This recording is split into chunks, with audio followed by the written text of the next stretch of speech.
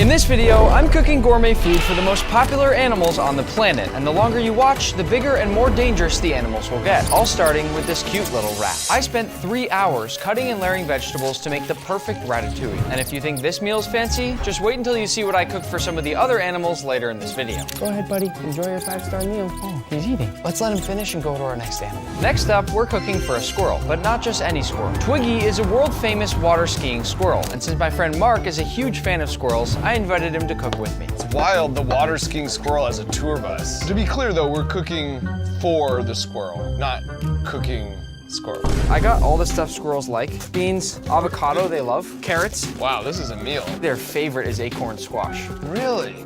It feels like a sous chef-y thing to do would be to empty that. You think Twiggy's gonna mind I used my hand? Not if we make it look nice. So what we've got here is an acorn squash with a bunch of stuff in it. Twiggy, right here. Here's a little ramp. He gets it and then comes for protection. I've peeked. Mark, are you taking a selfie? Did you Sorry. ask first? No, I just did it. Which animal's next? Next up is a parrot named Einstein the Talking Parrot for obvious reasons. Morning. Now, Einstein, what do you want for lunch? Pizza. I know that sounds like a fake robotic voice, but this is Einstein's actual voice, and since his owners told me he also loves corn, we're gonna make him some corn pizza. What are you doing? I'm torching the corn. This will give some really nice flavor to your pizza. Einstein's used to seeing the center of the cob, so I'm gonna cut.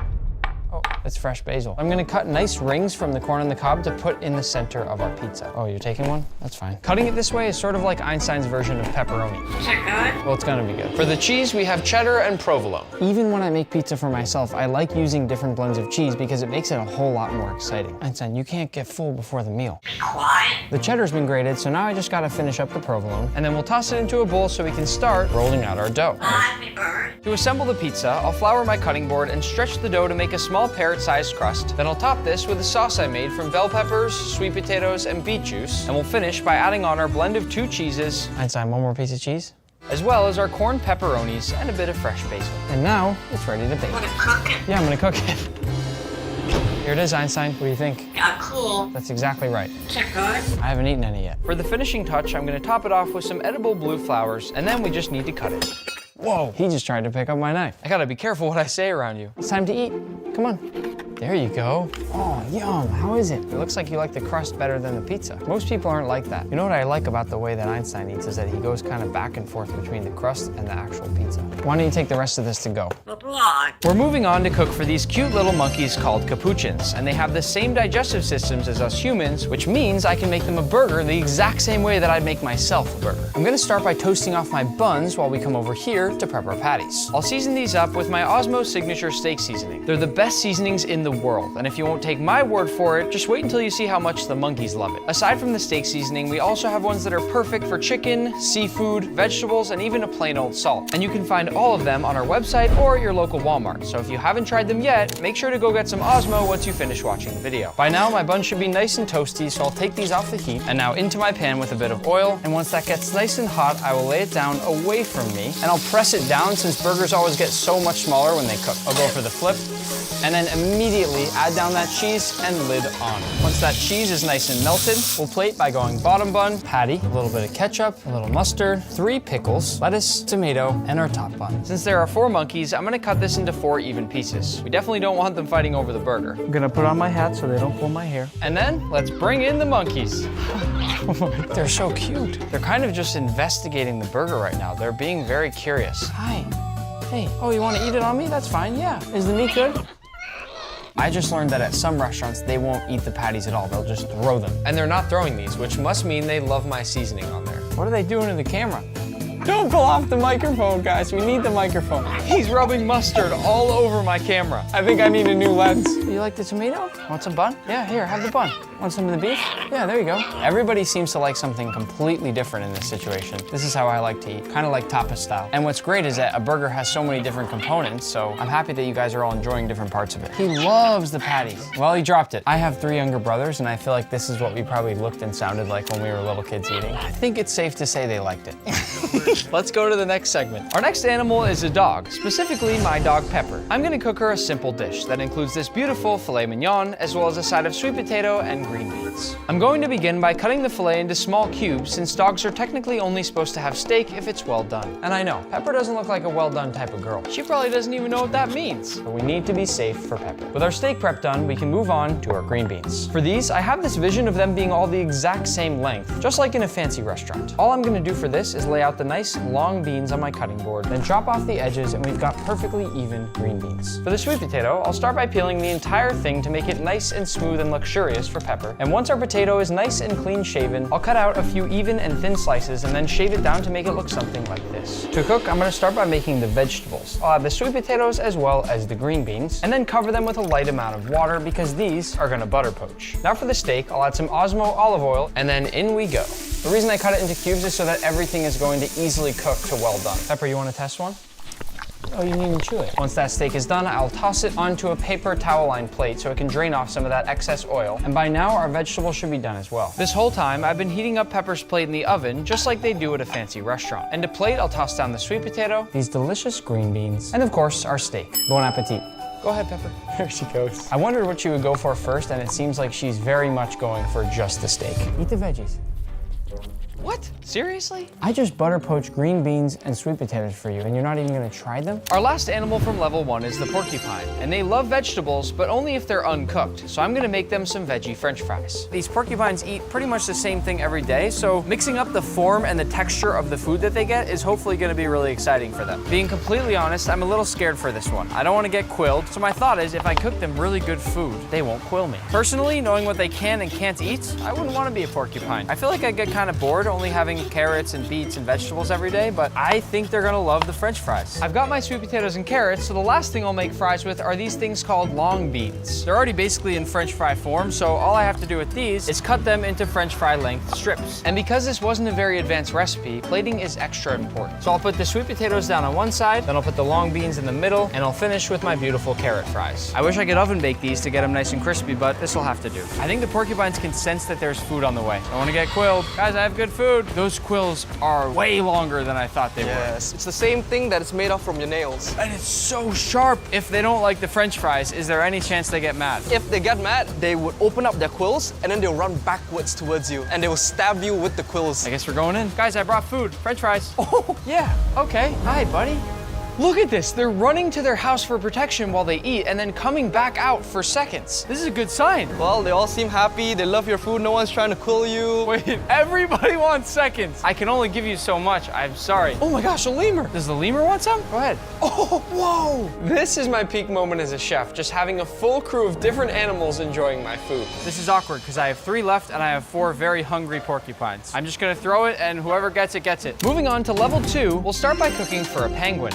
Actually, 3 penguins. What can I say? They're my favorite animal. And since penguins love fish, I thought, why not make them a poke bowl? We'll start by prepping some fresh vegetables. First, this cucumber, which I'm gonna cut into nice thin slices. Then this beautiful mango. Honestly, I'm not really sure if penguins like mango, but we're gonna find out in about 30 seconds. Some purple cabbage. I thought this would give a lot of great color. And last but not least, I thought I'd do an avocado, which I'll cut into nice thin slices like this and then fan it all out. Let's plate it quick since I know the penguins are hungry. I'll layer in all of our fresh ingredients to make it look as beautiful as I possibly can for our penguins. And I'll finish off with my nice stinky fish. This part might not look as gourmet, but trust me, the penguins are gonna love it. And now, the moment I've been waiting for my entire life. Bring out the penguins!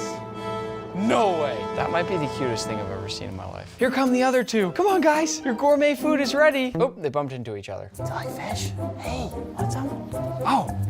Oh, wow, he just swallowed it. This is awesome. What's the magic word? I forgot he can't talk. He's a penguin. You want some of the actual poke bowl? I feel like I just put in all this effort and he just didn't really appreciate it. Where are you going? I have more fish. Come on, guys. Oh, they're so fast. Come over here. They are just spilling my whole poke bowl. They do not want the poke bowl. They just want fish. Is anyone gonna try the poke bowl? If you guys won't try my poke bowl, can we at least do a slip and slide together?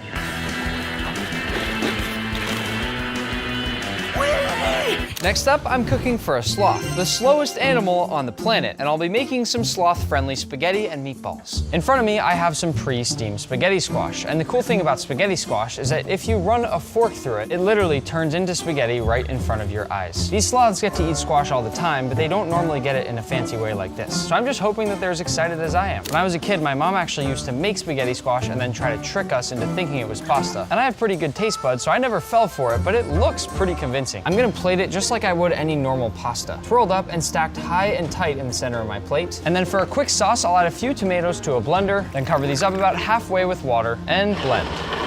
After a few seconds of blending, I'll pour the sauce right over the top of my spaghetti, and then with this cooked and peeled sweet potato, I'm gonna make a few meatballs. 1, 2, and 3. These right here are called two-toed sloths. As you can see, they're moving quite slow. Question is, are they gonna like my acorn squash spaghetti? Want a meatball? Oh, yummy. What's he doing? Hey buddy, you gonna eat the meatball or are you just waiting? Is he gonna keep eating it or is he just gonna wait and decide if he likes it? He hasn't done anything with it for like 15, 20 seconds. Wow, they really are slow. Maybe 40 seconds now. He hasn't even moved his mouth, but he's holding the meatball, leaving me in suspense, I guess. I've never been more confused with someone eating my food. You want tomato with the little spaghetti instead?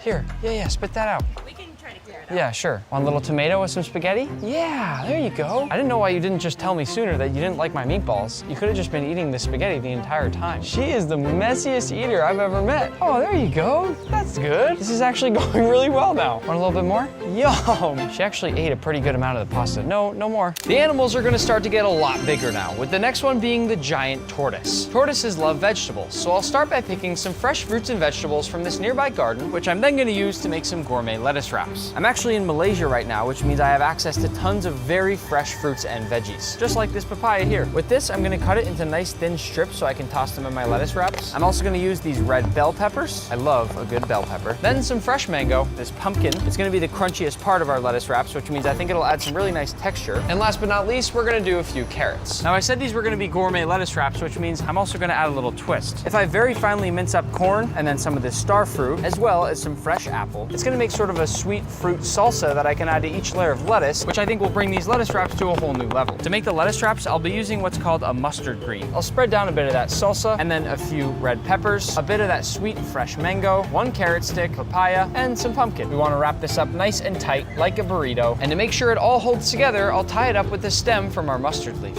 How could you not want that if you're a tortoise? Whoa, look at that big guy right there. You want a lettuce wrap? Uh-oh, uh-oh, oh. Oh, they're not just slow walkers, they're slow eaters. Oh, baby, that was a big bite. Whoa, that's a huge tongue. It looks like he's trying to lick the plate clean, which is a really great sign. Oh, no, not the plate. I would call that a success. Next up, I'm cooking for a gorilla. I'm excited and nervous for this one at the same time. But since humans and gorillas share so much DNA, I have to put on gloves so I don't get any of them sick. I also have to put on this mask. Gotta be extra safe. I'm not actually gonna be cooking for the gorillas. Instead, I've got corn on the cob. And as you can see, I left the husks on. Why? Well, I recently saw this really cool video online of a gorilla eating corn on the cob, and it was peeling off the husks in the exact same way a human would do it. So I wanted to see it for myself. As you can see, there's a huge moat between us right now for safety, and I was told not to make any eye contact with the gorilla or he might see me as a threat and try to fight me. And yes, I know I'd probably win, but we don't want to risk it. There he is. Oh my gosh, he's scary. Corn on the cob? Oops. I'm gonna try to throw another to see if I can get it closer. Here you go, buddy. Oh, he looks really mad that I just messed up those throws, doesn't he? I think he's actually really upset at me right now. I feel like I really let him down. I'm trying, I'm doing my best. It's so amazing to watch him eat these. He's so good at peeling it. I used to do this for my grandma all the time. She'd make me remove the corn on the cob husks for her before she cooked. Wow. He's just eating it the long way. I can't believe this. He's sitting just like a human. This is how I eat corn on the cob. I know I didn't really cook anything for this gorilla, but I think he's really enjoying his corn on the cob. And funny enough, I also prefer my corn on the cob uncooked, so me and this gorilla seem to have something in common. Before we move to the next animal, I need to do one perfect toss to the gorilla. This is a big moment right here. I feel like he's getting mad again that I'm taking too long. Okay, I'm gonna throw this. Ready? Oh, nice catch. Moving on to level 3, we're cooking for a bear. And the coolest thing about this bear is that he and I have the exact same favorite food, rotisserie chicken. I'm gonna keep this chicken nice and simple, and I'll tell you why. Sometimes you gotta just let the seasoning do all the work, especially when there's a hungry bear involved. I'll start by coating the entire bird in some nice olive oil, and then I'll give the whole bird a nice massage, making sure to cover every nook and cranny with that oil. And once he's all oiled up, I'm gonna use some of my Osmo chicken seasoning. Look at me on there, look how happy I am. That's gonna be the bear in a few seconds. I hope the bear will appreciate the effort that I'm putting into making this chicken delicious right now, but at the same time, like I said, I'm gonna let the seasoning do basically all the work here. I didn't wanna make just any boring chicken, so I actually bought an entire rotisserie oven because I wanna make sure our bear has a good time. Now with a little movie magic, our rotisserie chicken is done. I wasn't gonna make you guys wait. Oh my gosh, he is huge. Look at him. This is Tag. He's an 1,000-pound Kodiak bear, and as you know, I've made him a rotisserie chicken, but first I'm gonna feed him this cookie right out of my mouth. Oh, I just kissed the bear. Here's your chicken. Wow, he's eating the chicken, just bone and everything. You hear the crunches? I've never seen someone eat a rotisserie chicken like this. Tag, do you like the skin? The skin's always my favorite part on a rotisserie chicken. I think he's just gonna eat the entire carcass of the chicken. Oh my gosh. Believe it or not, chicken is the only meat that Tag likes. He doesn't eat steak, he doesn't eat fish, but he loves chicken. And I think I made him a good one. What is he doing? Oh, uh-oh, what's going on? Oh, that plate's gone. Oh, he's licking the table now. I want to ask Tag one last question before I go to the next animal. Did you love my Osmo chicken seasoning? Be honest. Yeah, that's right. You're the coolest bear ever. As if a bear wasn't big enough, we're cooking next for a hippo, and I'll be making a fancy fruit salad. I'm sure some of you have seen these videos online of hippos crunching down on things like pumpkins or watermelons, and they're some of the most satisfying videos I've ever seen. So I'm gonna make this fruit salad inside a watermelon basket. What I'm doing at the start here is making the handle for the basket, and the goal now is to basically carve out and remove all this watermelon so we have something that can hold this fruit salad. I'm now going to basically trace the part that I want to take out, and then we'll just empty the whole thing out. I'm gonna purposely leave some of the watermelon inside the bottom here, just so there's a bit of extra crunch for our hippo. Now with this large chunk that I carved out, I'm gonna scoop a few nice pieces of watermelon, then I'm also gonna carve up some honeydew melon, same thing into nice big chunks. Grab some lettuce, a few apple slices, some carrots. I've even got a couple of nice fresh beets, a few slices of banana, a little bit of sweet potato in there. Voila, a fancy fruit salad fit for a hippo. Here she comes. She may look nice, but don't let that cute face fool you. Hippos are one of the most dangerous animals on the planet, although in just a few moments, things are about to get a lot more dangerous than this. We only have one shot at this, so I'm gonna hand this off to the pros. Ready? Here we go. Oh my gosh. No. I think the watermelon must have been a little too slippery and it flew right out of her mouth. I can't believe that just happened. I'm gonna make another watermelon. Attempt number 2. Oh, that was the craziest crunch sound I've ever heard. She should start an ASMR channel. I think she really likes it. If you listen carefully, she's doing this sort of slurping sound. She's literally slurping up the extra watermelon juice from the ground. Another piece? There you go. That was really fun. Is that her breath? Yeah. Oh my gosh, it's horrible. Our last animal before moving to level 4 is the giraffe. And since they love kale, I'm gonna make these giraffes a gourmet kale salad. One tricky part about making this is that normally when you make a kale salad, you wanna basically give the kale a huge salt bath to get it nice and tender. But since we can't add any extra salt for the giraffe, I'm just gonna give it a little massage with water and hope that does the trick. In addition to breaking it down, this is also gonna hydrate the kale, hopefully giving the giraffes a more tender bite. I'm also gonna chop up the zucchini into the bowl with these, and then same thing with my cucumber. Our last vegetable will be this green pepper, and with these I'm actually just gonna give a rough chop, and once this is in our bowl, I'll mix this up just a little bit more, and then time for the dressing. I'm gonna make a simple carrot and tomato dressing. First with some soft cooked carrots, and then a tomato that's been lightly cooked as well. To finish this off, I'll cover it with water and blend. To plate the salad, I'm gonna keep it simple. I'll add in my kale and different vegetables, then go over it with my carrot dressing, maybe a few more veggies on top just to make it look nicer, and lastly, a few hibiscus leaves for a nice pop of color. Have some salad. Yum. This is crazy. Look how long the tongue is. The tongue on the giraffe is dark blue like that so they don't get sunburned while they're out eating all day. I will be honest here, the giraffes don't love my salad. They like regular romaine lettuce. I think it might be the dressing. Oh, you want my salad? A little bit. Oh, he just spit it right out. That was so rude. I'm gonna try to hide some of my salad in one of the big lettuce leaves here. Hey, seriously? Wow, you guys are tough food critics. They're leaving. I think they're full. At least they ate something. Moving up to level 4, we'll cook now for a rhino, which I've always loved since they look exactly like modern day dinosaurs. Also, this rhino happens to be at Disney's Animal Kingdom, which means I have a great excuse to go do some rides after. Rhinos are basically lawnmowers. They don't eat anything too exciting. It's mostly things like hay and grass, so we're gonna have to get creative here. And that's why I've got a few different types of hay. This one here is called alfalfa hay. It's extremely sweet, and to the rhino, it's almost sort of like eating a chocolate cake. cake. This other one here is called Timothy hay. This one's gonna be a bit more on the lighter side and give both some sweet and savory flavors to the dish. I've also got some dried beet pulp for texture. And if the hay is our salad, you can think of these as the croutons. It's filled with corn, molasses, and a few other things. To build the dish, I'm gonna go down with one layer of hay, and then what I'll do is grab some of the other hay and start to layer these two between each other. Really all I'm doing here is just building layers of flavor. And then I'll start to mix in some of these croutons. Last but not least, I'll go over with a nice even sprinkle of that beet pulp, and the dish is complete. Are the rhinos used to people plating their food like this? Not something that we do on a regular basis. Oh boy, here we go. Oh baby, that is a big rhino. I cannot believe this rhino can run at 35 miles per hour. How is that even possible? All right, let's see how quickly she finds the food. My guess here, based on how fast she's eating this, is it's gonna take about a minute and a half. And now part of me is wishing I made her more food, but she seems like she's happy. I can actually hear all the little crunches coming from those pellets. I'm hoping she's enjoying that texture that we added in there for her. I'm gonna feed her just a little bit more.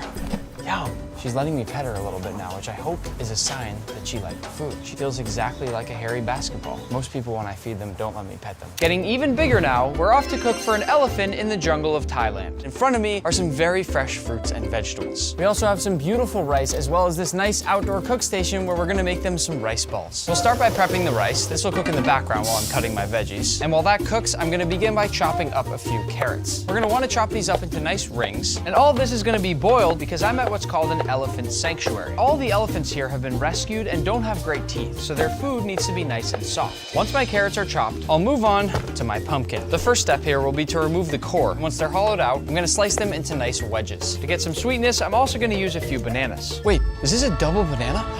I've never seen a double banana my whole life. But I can't get distracted. The elephants are hungry. Once all our veggies are prepped, I'm gonna steam them. And once everything's ready, I'll dump in my rice, along with my steamed pumpkin, some steamed carrots, and my peeled bananas. And now we mash it all up. The goal being to get it into a nice smooth mixture to make our rice balls. It smells so good. Once the mixture is nice and even, the final step is simple. Shape it into nice big balls and then set it aside. I got the boots, I got the balls, let's go feed an elephant. Look at the scale of how small I am next to this beautiful elephant. For reference, this elephant here weighs over 15,000 times the size of the rat you saw earlier in this video. Hi, buddy. Here you go. Here you go, buddy.